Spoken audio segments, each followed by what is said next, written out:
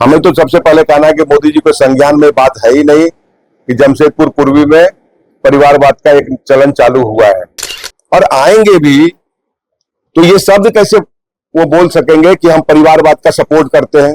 और उसका शुरुआत ही हुआ था, एक बड़ी परिवार जो देश में राज कर रहे थे पिछले 75 वर्ष से, उसके विरोध में ये पार्टी का निर्माण हुआ है। तो हमारे नरेंद्र मोदी जी इस बात को कभी सपोर्ट नहीं कर सकते हैं कि परिवारवाद का सपोर्ट कीजिए। सबको पता है कि पिछले 10 दिन का जो क्रिया चक्र चल रहा था, और उसमें हम धीरे धीरे बढ़ते हुए आज इस मुकाम में पहुंचे हैं। आपको पता है कि आज चुनाव के घोषित के अंतिम दिन थी वापसी लेने का, लेकिन वो प्रक्रिया को हम सभी लोगों ने पार किया। ये बहुत बड़ा पॉइंट है, आप उसको नोट करेंगे। नॉमिनेशन वापसी की अंतिम दिन थी 3 बजे तक, जो कि कयास लगाया जा रहा था निर्दलीय प्रत्याशी के रूप में शिवशंकर सिंह।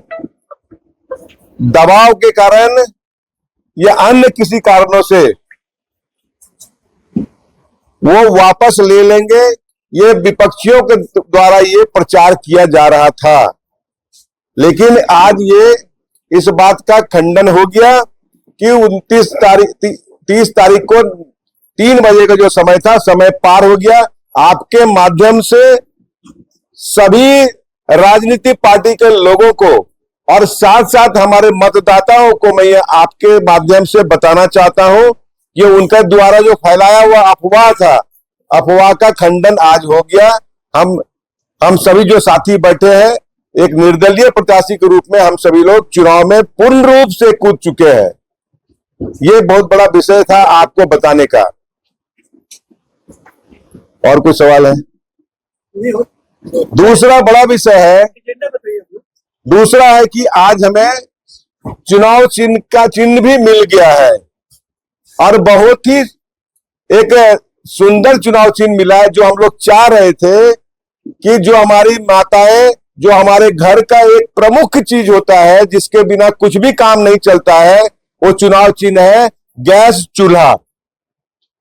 जो हम लोग चाह भी रहे थे कि गैस चूल्हा हम लोगों को मिले, जो कि सभी के जवान में वो बैठे कि हमारा चुनाव चिन्ह क्या है। क्योंकि निर्दलीय प्रत्याशी के साथ एक बहुत बड़ी समस्या होती है, एक तो उनको चुनाव चिन्ह मिलता है 4, 5, 6 दिन बाद, जब आप नॉमिनेशन करते हैं उसके 4 दिन बाद मिलता है। वो प्रक्रिया पूरी हुई और हमारे मन के लायक चुनाव चिन्ह मिला है। इसके लिए चुनाव आयोग को मैं बहुत बहुत आभार करता हूं, धन्यवाद देता हूं। चुनाव जीतेंगे तो आपका क्या प्राथमिकता रहेगा? देखिए, जमशेदपुर क्षेत्र में अनेक ऐसे काम है जो कि पिछले जितने भी प्रतिनिधि रहे उनसे बहुत काम छूट चुका है। हमारी प्राथमिकता में सबसे बड़ी प्राथमिकता है कि यहाँ के लोगों के स्वास्थ्य, चिकित्सा और सरकारी विद्यालयों का दुरुस्त करना। क्योंकि आप देख रहे हैं कि हमारे यहाँ स्वास्थ्य की कितनी बड़ी समस्या है। अगर हम टीएमएस या अन्य हॉस्पिटल को छोड़ दें जो बहुत महंगी है, लेकिन अपने यहाँ खासकर अपने विधानसभा क्षेत्र में ऐसी कोई सरकारी हॉस्पिटल नहीं है, ऐसा कोई बहुत अच्छा सरकारी स्कूल नहीं है जिसमें हमारे बच्चे जाएंगे। हमारी पहली प्राथमिकता होगी। दूसरी बड़ी प्राथमिकता हम लोगों के साथ ये है कि हम अपने घोषणा पत्र में भी दे रहे हैं, जो हम लोग का आने वाला है उसमें हम दे रहे हैं कि हमारे यहाँ क्षेत्र में जो बच्चे नशा में जा रहे हैं, खासकर सूखा नशा, ब्राउन शुगर ऐसे नशा को, हम लोग उस पे लगाम लगाने के लिए प्रशासन की सहयोग से इस पे बड़ा से बड़ा मुहिम चलाएंगे और इसको खत्म करने का प्रयास करेंगे। चुनाव लड़ने का जो मुद्दा निश्चित रूप से हमारा किसी पार्टी से कोई विवाद नहीं। आप हमारे 4-5 दिन के प्रेस कॉन्फ्रेंस या अन्य वक्तव्य में आपने देखा होगा, हमारे नेता आदरणीय मोदी जी, हमारे नेता आदरणीय योगी जी, जिनके आदर्शों पे हम आज चल रहे हैं, उनसे हमारा कोई बैर नहीं है। अगर सच में बोले तो असल बीजेपी हम खुद है। यहाँ पर हमारे संस्थापक पंडित दीनदयाल उपाध्याय जी का एक कथन आप सबको याद होगा कि उनका कहना था कि पार्टी में अगर गलत व्यक्ति को चयन होता है तो उसका विरोध में आना चाहिए। आपने कथन को पढ़ा भी होगा, सुना भी होगा, और हमने उस कथन को कृतार्थ करने के लिए मैदान में आए हैं। मेरा सिर्फ और सिर्फ विरोध है, एक व्यक्ति विशेष से विरोध है, व्यक्ति विशेष में जो अपने परिवार को लाए हैं उससे विरोध है। हम सिर्फ परिवारवाद और वंशवाद का विरोध करते हैं। मेरा और किसी से कोई विरोध नहीं है। मेरा आइडियोलॉजी उनसे सेट नहीं हुआ, उनसे मेरा नहीं मिला। हम अलग होकर चुनाव लड़ रहे हैं, और चुनाव लड़ने की इच्छा देख रहे हैं हमारी नहीं थी। हमारे जो कार्यकर्ता, जो हमारे मतदाता, उनकी इच्छा थी कि आप चुनाव में आए। अगर पूर्वी जमशेदपुर में एक नई व्यवस्था का शुरुआत होगा तो फिर 25 साल किसी एक हाथ में पावर चला जाएगा, शक्ति चला जाएगा। इस ख्याल से हम आए हैं। ये पहले भी हमने प्रेस कॉन्फ्रेंस में आपको बता चुके हैं। शंकर जी, अभी आपके पास मात्र 10 दिन, क्या रणनीति रहेगी? बहुत सुंदर रणनीति भाई साहब, इतना बताए। देखिए, आप तो देख रहे होंगे पिछले 4-5 दिन के प्रचार में कि हमारे साथ कोई स्टार प्रचारक नहीं है। आप सबसे पहला एक उदाहरण आपको दिख रहा होगा कि प्रेस कॉन्फ्रेंस में ऐसे कोई कद्दावर नेता नहीं है। आप अन्य प्रेस कॉन्फ्रेंस जो आप देख रहे होंगे वो कहीं न कहीं जिला के अध्यक्ष फलना पूरे लोग बैठे रहते हैं आपके प्रेस कॉन्फ्रेंस में। हमारे यहाँ हमारे सिंपल कार्यकर्ता जो कि सामान्य वोटर तक पहुंचने वाले जो कार्यकर्ता हैं हमारे प्रेस कॉन्फ्रेंस में आपको दिख रहे होंगे। ये बहुत ही मुख्य बात है। अन्य प्रेस कॉन्फ्रेंस में आपको देखने नहीं मिलेगा। वहां कद्दावर नेता आपको मिलेंगे, और वो कद्दावर नेता जिनके पास 5 वोट नहीं है, वो कद्दावर नेता आपको दिखेंगे। और यहाँ इनके पास हजारों वोट है, वो लोग आपके साथ दिख रहे हैं। हमारे मेरा जो सवाल है कि आप जिसको विपक्षियों के द्वारा फैलाया गया था अफवाह बता रहे हैं, लेकिन जैसी सूचना है कि नामांकन के बाद से लगातार जो है आप पर दबाव बनाया जा रहा था केंद्रीय कमेटी की ओर से कि नाम वापसी। देखिए, सवाल आपका बहुत अच्छा सवाल। इस बार जो है पूर्वी जमशेदपुर में मुकाबला जो है त्रिकोणीय होने जा रहा है। बहुत अच्छा सवाल आपका भाई साहब है। जिस दिन से हमने नामांकन भरा, निश्चित रूप से 40 साल इस पार्टी में रहे, तो ताल्लुकात सभी छोटे बड़े नेताओं से अपना रहा। तो निश्चित रूप से दबाव, हम दबाव नहीं मानते हैं उसको, हम आग्रह मानते हैं। फिर हम गलत शब्द का प्रयोग नहीं कर रहे हैं। हम आग्रह, हमारा चाहे वो जिला के नेता हो, प्रदेश के नेता हो या केंद्र के नेता हो, सभी लोगों ने लगातार कल रात तक हमें प्रयास किया है कि आप सामान्य रूप में नॉमिनेशन वापस ले लीजिए, आपके बारे में विचार किया जाएगा। लेकिन दोस्तों, मैं नेता नहीं हूं जो मुझे खोने का बहुत बड़ा गम है। मेरे पास कुछ भी खोने का नहीं है, कुछ भी खोने का नहीं है। ना मेरे पास कोई बहुत बड़ा पीछे का पोर्टफोलियो था, ना कोई पद था मेरे पास में, और ना मैं बहुत बड़े पैसा वाला हूं, ना हमारे पास बहुत बड़ा कारोबार है जिसमें हमको डरने की आवश्यकता है। हम सामान्य कार्यकर्ता हैं, सामान्य एक परिवार से निकले हुए लोग हैं। इसलिए मुझे ना डर है इस बात का। और एक बड़ी बात है जो आप बता रहे हैं चुनाव की रणनीति की, तो आप चुनाव में खुद नहीं लड़ रहा हूं। आप देश में ऐसी बहुत पार्टी को देखे जिनका जन्म हुआ और वो सरकार भी बनाए हैं। बहुत ऐसे लोग को देखे जो कि आज नॉमिनेशन करे और जीत भी हासिल की है। उसका एक कारण है कि उसके पीछे एक जन सैलाब है, मतदाताओं का जन सैलाब है। और ये आप देख रहे हैं आज पूरे क्षेत्र में आपसे ज्यादा कोई भी सर्वे नहीं कर सकता है।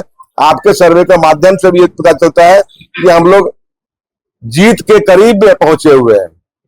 4 तारीख को यहाँ पे मोदी आ रहे हैं, प्रधानमंत्री आ रहे हैं, यहाँ के लोग बदलने के लिए। और जिस आपने कहा मेरे आपके पास स्टार प्रचारक नहीं है, उस समय कैसे वो आप भी तो आपको बता रहे हैं कि आपने कहा कि जनता के धरती पर इतनी कदम काम बड़े मोदी जी का बात देने के लिए आग्रह करें। देखिए, आदरणीय मोदी जी का स्वागत है कोल्हान की धरती पर। और जब मोदी जी आएंगे, हमें तो सबसे पहले कहना है कि मोदी जी को संज्ञान में बात है ही नहीं कि जमशेदपुर पूर्वी में परिवारवाद का एक चलन चालू हुआ है। ये हमारे ध्यान से जरूर हम कह सकते हैं कि उनके ध्यान में ये बात नहीं है। और आएंगे भी तो ये शब्द कैसे वो बोल सकेंगे कि हम परिवारवाद का सपोर्ट करते हैं। हमारी पार्टी का जन्म ही हुआ था परिवारवाद का विरोध में। हमारा पार्टी एक विशेष पार्टी के विरोध में ही पार्टी का जन्म हुआ। जनसंघ से भारतीय जनता पार्टी बनी और उसका शुरुआत ही हुआ था एक बड़ी परिवार जो देश में राज कर रहे थे पिछले 75 वर्ष से, उसके विरोध में ये पार्टी का निर्माण हुआ है। तो हमारे नरेंद्र मोदी जी इस बात को कभी सपोर्ट नहीं कर सकते हैं कि परिवारवाद का सपोर्ट कीजिए, या इसका कोई भी तरह का दूसरा उदाहरण पेश नहीं हो सकता है। आपकी एक प्रेस कॉन्फ्रेंस में आपने कहा आप 97 से लगभग जी जो हम बोले, देखिए ऐसा हो कि आप जो वोट आपको दे रहे हैं और आप उसके वजह से ऑफिशियल कैंडिडेट बीजेपी का आपकी सीट लूज करते हैं, वो भी लूज करते हैं और जीत जाते हैं डॉक्टर, तो जिस संगठन को लेकर आप देखिए ये विचार तो पार्टी को करना चाहिए। चयन करते समय पार्टी को इस पे पूर्ण विचार करने का भी समय दिया गया था कि वो पूर्ण विचार करे इस परिस्थिति में किसको नुकसान होने वाला है। देखिए हम पार्टी से आज भी अलग नहीं है, परिस्थिति क्या होगी उस पे आने वाले अगले प्रेस कॉन्फ्रेंस में 23 तारीख के बाद आपको बता सकेंगे। लेकिन भारतीय जनता पार्टी का पहले भी थे, हम आज भी है। हम जनसंघ के 7 साल की उम्र से ही बाल संघ सेवक रहे। इसका तात्पर्य थोड़ी होता है कि आज अगर हम चुनाव लड़ लिए तो हम अपने संघ से अलग हो गए। संघ के दायित्व से हम अलग हो गए निश्चित रूप से, क्यों मैं चुनाव लड़ रहा हूं, लेकिन संघ का स्वयं सेवक हूं, ऐसी पार्टी का भी कार्यकर्ता हूं। और आने वाली परिस्थिति क्या बनेगी आपके माध्यम से फिर जानकारी दिया जाएगा आपको। बीजेपी में जाएगा, देखिए तो समय बताएगा। हमारा खून में रग रग में बीजेपी है, इतना ही बात समझ लीजिए। बोलने की आवश्यकता क्या है? डॉक्टर अजय के बारे में देखिए डॉक्टर अजय के बारे में हमको कुछ कहने की आवश्यकता नहीं है, सभी लोग जानते हैं उनके बारे में। निश्चित रूप से उनका बैकग्राउंड मजबूत रहा, आईपीएस रहे, लेकिन लंबे समय से जमशेदपुर से उनका कोई ताल्लुकात नहीं रहा। जमशेदपुर में ऐसा कैंडिडेट चाहिए विधानसभा में जो 24 घंटा 365 दिन उसके दिलो दिमाग में बसने वाला कैंडिडेट चाहिए। भाई साहब एक बात क्लियर कर देते हैं, मुसीबत के समय में आज बिरसा नगर में बागू नाथू को, मैं बागू नगर में या अन्य बस्तियों में किसी लोग के साथ मुसीबत होता है तो क्या पार्टी का कार्यालय उठ के आता है क्या? जो पार्टी के कार्यालय साक्षी में है, जो पार्टी कार्यालय रांची में है, आदित्यपुर में उठ के नहीं आता है। कैंडिडेट को उठ के आना पड़ता है, उनके प्रतिनिधि को उठ के आना पड़ता है। तो उस बात को आप ध्यान दीजिए कि कैंडिडेट के नाते सिर्फ और सिर्फ शिवशंकर सिंह है जो उनके बीच में जा सकता है।